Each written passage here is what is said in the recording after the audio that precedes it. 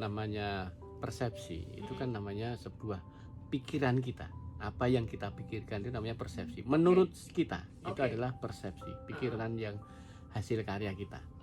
Nah, sekarang yang ditanyakan nanti, apakah ini termasuk overthinking? Persepsi belum tentu menjadi sebuah overthinking ketika apa yang dipersepsikan itu kemudian ditata, diorganisasikan, dikoordinasikan dengan yang lain. Nah, yang terjadi ketika persepsi itu kemudian hanya berkutat pada sebuah menurut kita, ini yang nanti akan berputar menjadi, kalau kebablasan jadi overthinking. Maka tadi persepsi diikuti dengan sebuah karakter ya. Karakter itu terbentuknya lama nih prosesnya. Perilaku Pak Dri? Bukan. Itu sudah menjadi karakter. Jadi perilaku yang terus berlangsung itu menjadi karakter, menjadi sifat diri seseorang yang tadi karena dia terbiasa tertata, disiplin, semuanya terschedule dengan baik. Itu yang kemudian membentuk dia karakter. Nah, karakter ini tidak di dalam posisi pada porsinya diterapkan pada semua hal. Maka ini yang namanya bisa menjadikan kemarin yang kita bicarakan overthinking yang akhirnya bisa OCD. Bisa sampai ke OCD nanti kalau terlalu parah ya. Nah, makanya ketika kita itu berpikir sesuatu, maka kita harus sadar bahwa berpikir ini ada pada wilayah yang kita bisa berpikir itu enggak, dan layak untuk dipikirkan tentang itu enggak. Kalau tidak layak, jangan gunakan itu. Misalnya Pak Dri? Misalnya contohnya ketika kita berbicara tentang berhitung. Nah, berhitung itu kan sudah cukup sampai di situ saja matematikanya. Oke, setelah itu kita coba lihat ketika berkaitan dengan apa yang kita dapatkan, itu bukan lagi matematika, Mbak. Jadi apa yang kita dapatkan, apa yang namanya penghasilan, apa yang dinamakan orang menyebut rezeki, itu bukan sesuatu yang sifatnya adalah matematik. Kenapa demikian? Karena apa yang terjadi dalam sebuah logika matematika, logika sebab akibat, itu semua adalah di tataran fisik, di tataran sesuatu yang material dan fisika. Nah, sementara apa yang kita dapatkan, peroleh, itu sesuatu yang tidak sekedar sesuatu yang sifatnya hukum material. Nah, apa? Karena di dalam diri kita ini ada yang dinamakan software yang jasadnya itu bukan fisik tetapi jasad gaib, namanya jiwa. Nah, jiwa itulah yang menyebabkan apa yang kita dapatkan, sesuatu itu ada kaitannya interaksi yang sifatnya non material. Makanya misalnya contohnya kita mau berpikir tentang hitungan ke depan. Hitungan ke depan kan berarti ekstrapolasi ya. Maka kalau saya menghitung sekarang, misalnya saya pendapatannya sekarang 5 juta. Kemudian saya akan berpikir tentang biaya anak saya kuliah nanti masih 10 tahun lagi. Saya menggunakan data saat ini, ya kan? Coba ekstrapolasikan. Pusing nggak? Pusing lah.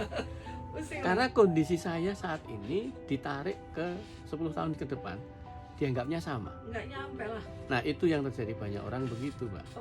Jadi ini. Tapi kebanyakan gitu kan Pak Dri ya? Nah, padahal ketika orang berbicara ekstrapolasi itu mesti ada naik turun, ada deviasinya. Dan kita sebenarnya udah paham itu sebetulnya. Sudah paham itu, paham. tetapi orang kemudian mengambil itu sebagai panglima untuk mengeksekusi. Iya benar. Eksekusi kebijakan kita. Padahal ketika kita bicara besok pagi atau nanti siang, itu bukan wilayah kita, bukan wilayah material. Betul atau tidak? Betul. Karena kondisional sekali. Iya, paham. Memang saya, misalnya pendapatan saya gajinya sebulan 5 juta. Tapi apakah saya itu mendapatkan sesuatu? Kan tadi saya mengatakan di awal berkaitan dengan apa yang kita peroleh. Itu bukan material sifatnya, tetapi ada hal-hal non material yang tadi saya sebutkan gaib tadi. Nah, itulah kemudian bisa nggak saya ini nanti di siang hari nanti saya bisa mendapatkan mungkin 100 juta. Bisa jadi ya Pak? Ya bisa jadi, tapi itu memang tidak sesuatu yang predictable. Iya sih. Unpredictable. Nah, itulah yang terjadi pada kita. Seringkali persepsional kita itu menjadi sesuatu yang always, selalu terjadi nanti. Karena, Padahal tidak. karena kalau saya Pak Tri ya, Ya, yang saya pahami dan kayaknya kebanyakan yang saya temuin teman-teman, saudara gitu tuh, ya, karena yang kita hadapi itu yang kayak real gitu Pak Tri. Kalau Ya. goib itu kayak agak susah di ini nggak sih? nah, padahal hidup ini banyak sesuatu yang tidak yang material terjadi.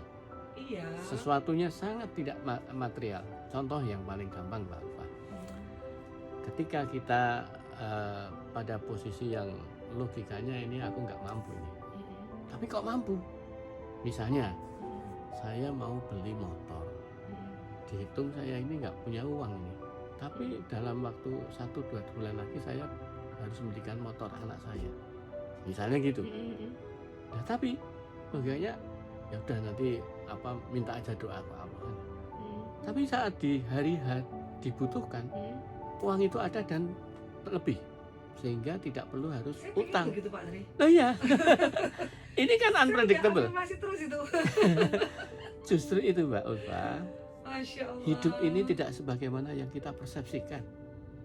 Tapi kalau untuk jadi afirmasi positif, untuk bisa itu jadi doa, wujud doa itu harus beda, dipersepsikan nggak? Faktornya itu tadi, kita harus memahami bahwa apa yang menjadi persepsi kita itu tidak mesti menjadi sesuatu realitas.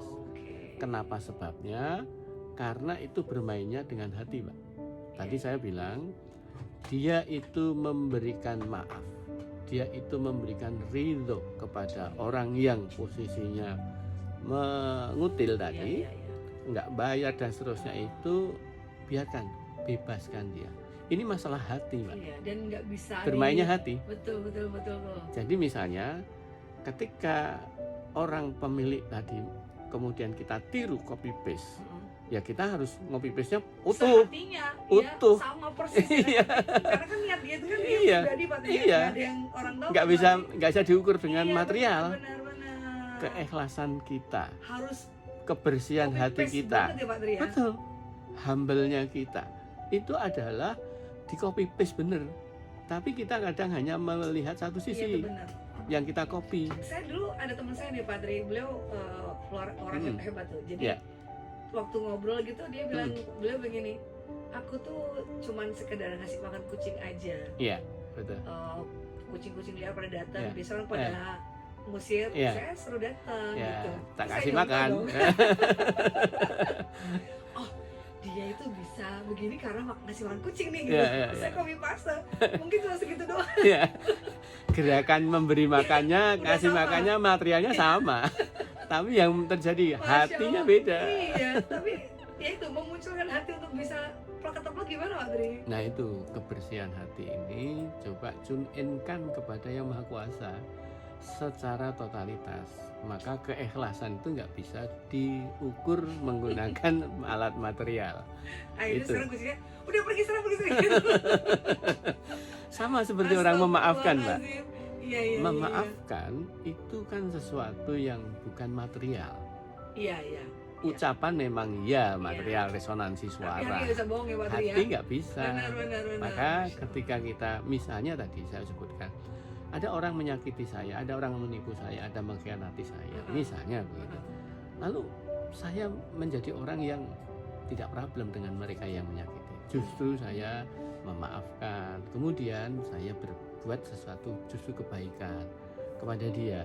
Ini kan nggak gampang dicontoh. Iya, betul. Artinya ketika kita copy bahwa aku memaafkan, orang bisa ngomong tak maafkan, Iya. tapi hatinya belum tentu. Makanya hasilnya tetap aja bisa beda karena itu Pak Tri. Itulah itu yang Aduh. tidak mudah dikopi adalah bagaimana kekuatan hati kita dan kebersihan hati kita ini selalu melakukan segala hal dengan hati. Iya, betul sekali sih. Kita masih akan membahas tentang persepsi is not always reality Ya. di Salam Motivasi di 100,2 FM Radio Nabai Mulia.